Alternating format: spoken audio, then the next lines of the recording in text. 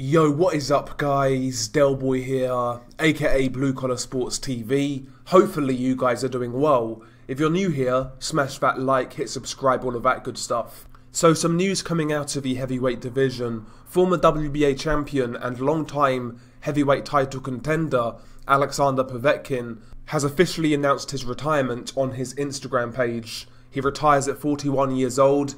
And all in all, I think he has a career in which he can be very proud of. On Instagram, Povetkin said the following: "The years have taken their toll. I have all kind of injuries that still need to be treated.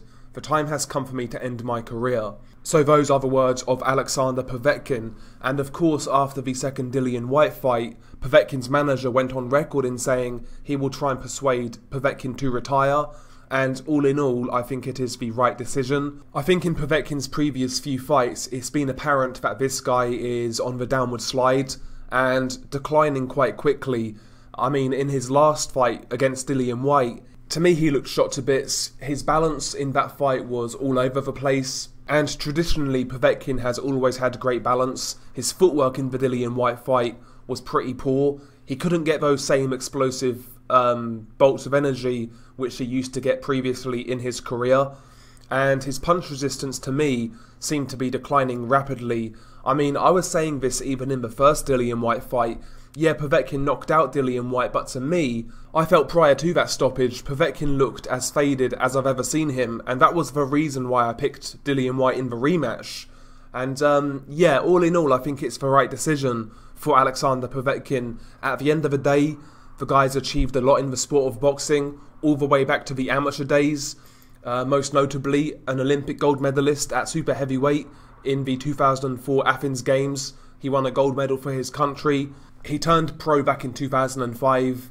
Obviously, he went on to become the WBA heavyweight champion, and he's got some good names on his resume, the likes of Chris Bird, Eddie Chambers, Ruslan Shagayev, Marco Huck, although that fight was very controversial. He beat Carlos Takam, Mike Perez, Marius Spack, Johan Duhaupas, Christian Hammer, obviously beat Dillian Whyte in their first fight, beat Hughie Fury, got a draw against Michael Hunter, and in his losses, you know, he lost to Anthony Joshua, he lost to Vladimir Klitschko, and in the last fight of his career, he got beat by Dillian Whyte in their rematch. So even when you look at Povetkin's losses, they've come all at the top level.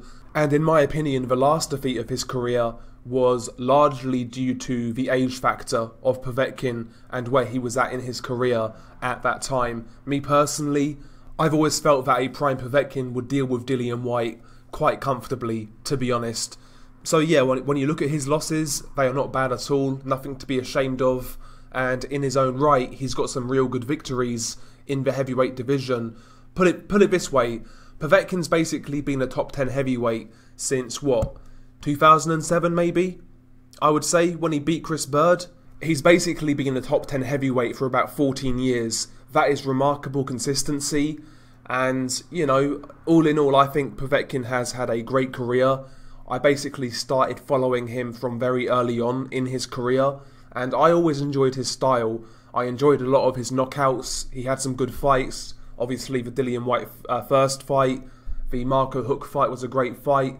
Ruslan Shagayev was another real good fight with Povetkin.